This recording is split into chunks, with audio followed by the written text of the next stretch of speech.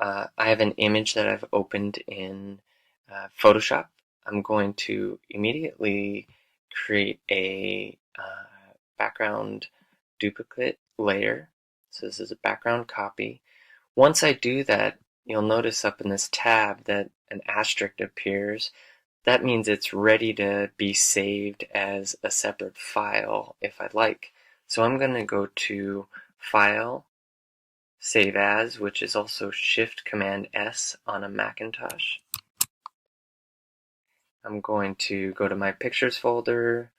I have generic folders set up for this. This is again our workflow.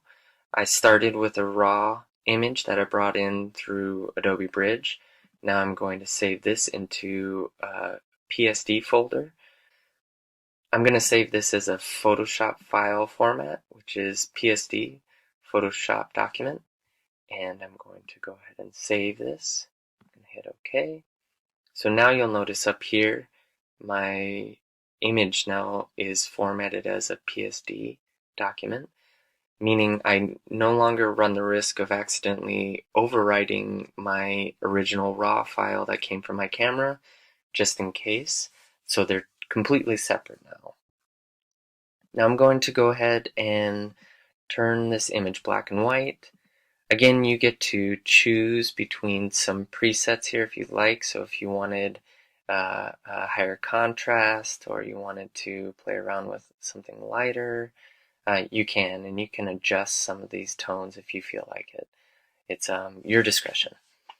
Now, you'll notice down here in my layers window that there's an adjustment layer here, and I can toggle this on and off so I can see its color, black and white, color, black and white.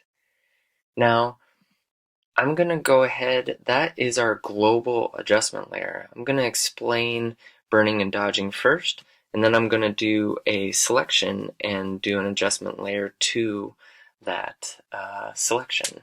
Now, over here in our tools pane, you'll see that there's what looks kind of like a lollipop.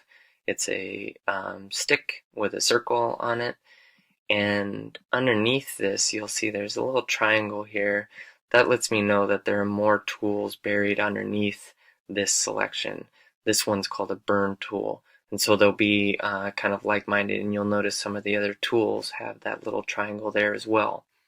Now, I'm going to start by explaining what dodge and burn tools are and explaining them through the icons, because these icons are references to a wet darkroom or using traditional photography techniques. So I'm going to show you, this would be a traditional darkroom setup, a generic one. What you're looking at is a photo enlarger. Right here, there's a light source. You have what would be an area where you could insert a negative, a film negative, into a carrier that slots in here. And then you're seeing a bellow, like a bellow camera would be in a traditional large format camera, with a lens on here. And you're able to focus that lens, you're able to lift this enlarger up and down, but in general we're seeing light being shown through that negative, which is creating a projection onto some light sensitive paper. Now, one of the techniques you could use in here is called dodging and burning. I have another image here that'll show this in a kind of illustrated form. So right here is that tool, which is a stick with a circle. I used to use a paper clip, and I would tape a quarter or a penny to it depending on what I needed.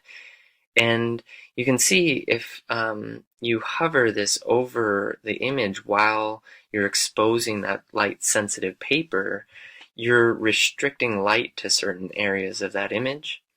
The closer you are to the image, the harder that edge is going to be of whatever you're dodging. The closer you are to the lens, the more soft that edge is. Now, this is an example of what would be called dodging. Now, in our Photoshop, you'll see that they show an icon of what looks like a hand in a circle. That's a kind of generic way of doing the same technique here, but what they're using in this diagram is a piece of paper or cardboard that has a hole cut in it, and it restricts the entire image from being exposed except what is allowed through that hole, and you can determine the diameter of that if you wanted. And again, the closer you get to the image, the harder that dodge, or that dodge area is, or burn area is, sorry. And then the closer you are to the lens, the more soft that is. Now, this is all going to help us make sense of these tools and how we use them, because when I'm in the dodge tool, you have some selections up here of how to use this tool. One is exposure, so this would be how long you wanted to be exposing the dodge tool to this. It's a little bit more sophisticated than this, but you can imagine turning on the light source for a certain amount of time. This is that element, so the intensity of that exposure. Then you also have the ability over here to change the hardness and softness of that dodge tool, so that diameter edge will be either hard or soft. Here it's very soft, here it's very sharp. And then you also get to adjust the size of the tool you're using. So if I go way up here, you can see when I hover over, that tool is getting larger and larger, right? And so I'll zoom in here a little bit so you can see. Now, see that tool is much larger now. Now I'm going to show you in a quick command way you can enlarge and shrink this tool using the open and close brackets on your keyboard. So the open and close brackets will allow you to do this more quickly. Now the reason why that's helpful is because you don't want to be shifting up here and then coming over and determining the size you need. It's nice to see it in real time. So I'm going to go ahead and just do some generic so you can see how this tool works. I'm going to dodge the hair of this child. Now, you also get to attack certain values in this image, like shadows, the darkest areas, the midtones, the middle highlights, or the midtones are the grays often between your shadows and highlights. And then the highlights are your brightest or hottest points. Now I'm going to go ahead and do an extreme so you can see this. I'm going to expose for 100%, and I'm going to do 100% hardness so you can see what happens. And I'm going to do this on my background copy. You can also duplicate this if you want, this layer, and call this dodge, if that helps you. So if I do this, you can see how hard that edge is and the intensity of that dodge. And I only clicked that a few times. I'm going to back out now and do a very soft version of that with intensity as well. And it's working really hard, really fast. Okay, now that was attacking the highlights. I'm going to back out. Actually, I'll show you what the shadows are as well so you get an extreme of both ends of that. So you can see I was pulling out. It's really only attacking the dark areas in that area that I'm dodging. And then if I go to highlights, it'll attack and pull out what would be the highlights in that area. I'm going to back out. I'm going to use the history window here, which is also located here, and that'll allow me to back out more easily of some of my actions that I've created on this tool. So what I would suggest is backing way down to starting with roughly 10% maybe, and start slow. Start dodging that area a little in the highlights, start dodging with the shadows a little bit, and dodging with some midtones, and just experiment with these tools and see what works. We're trying to find some use for these tools. These are local edits. Again, dodging is going to help brighten an area, and so that might help the viewer, when they're looking at your image, focus on a certain point where you're pulling out certain tones to attract the eye. Now, you might also find that you like certain areas of your photo and where they are, and they exist in terms of tonality, but it's hindering certain areas as well in that image. So you can commit to the bulk of the image, but then come in and use this tool to do some fine editing.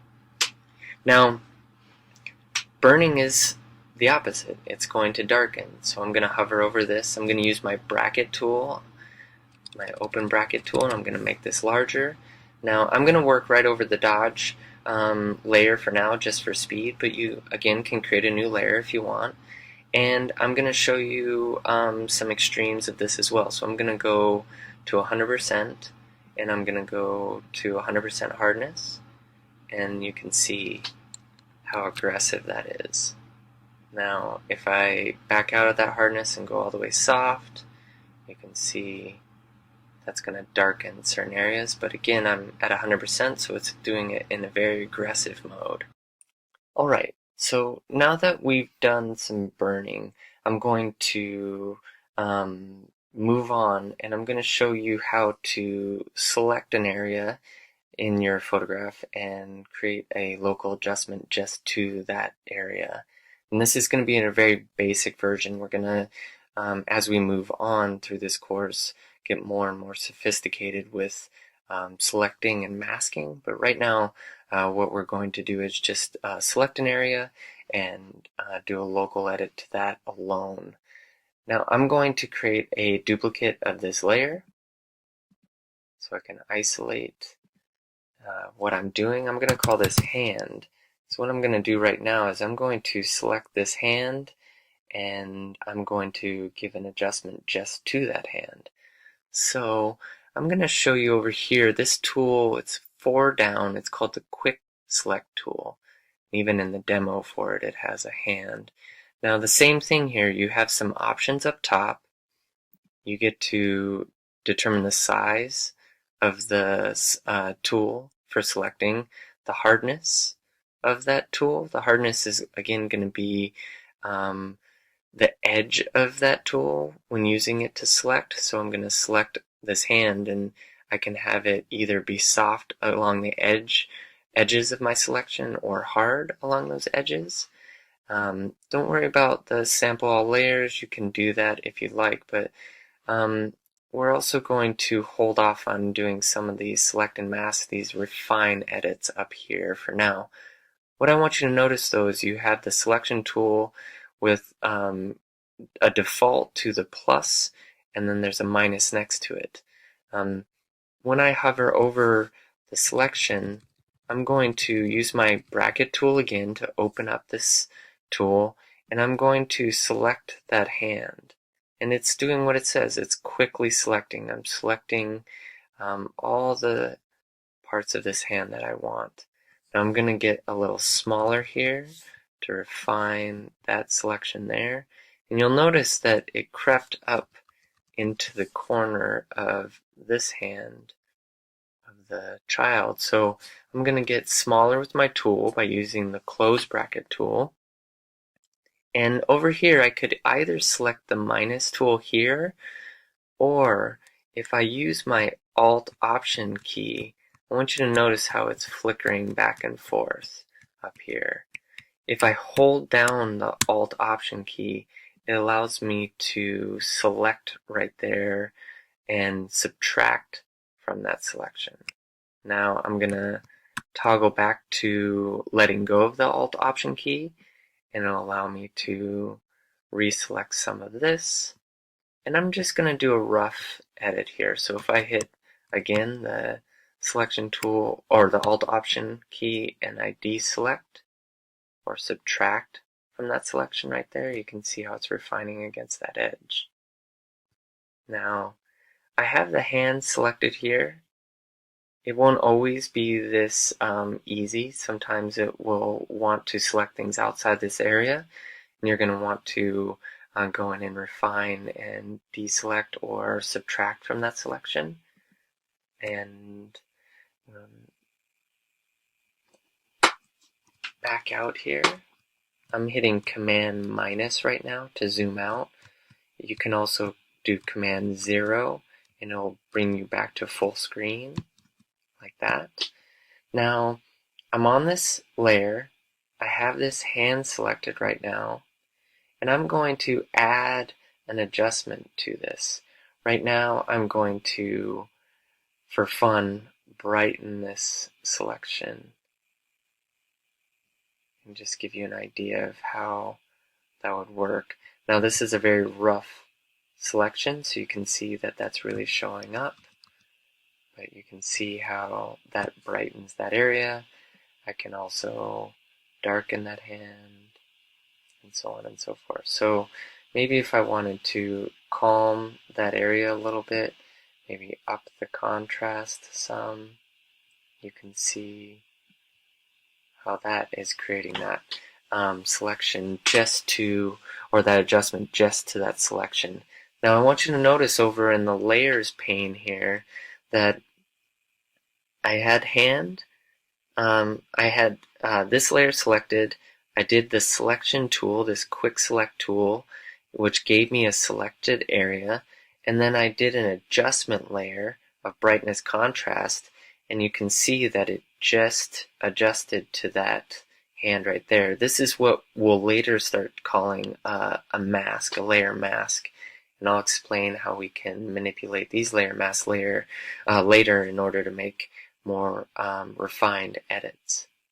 Now, one of the things I can do right now too is I can right click on this brightness contrast mask and I can re-add my selection here, and I can do another adjustment. As long as I select this layer again, this is selected, I can do another adjustment to that. So for instance, I could add a warming filter just to that area, which isn't really going to do much, but you can see that that can adjust some of the contrast. So if I went to red here, for instance, I can change the density of that and adjust things.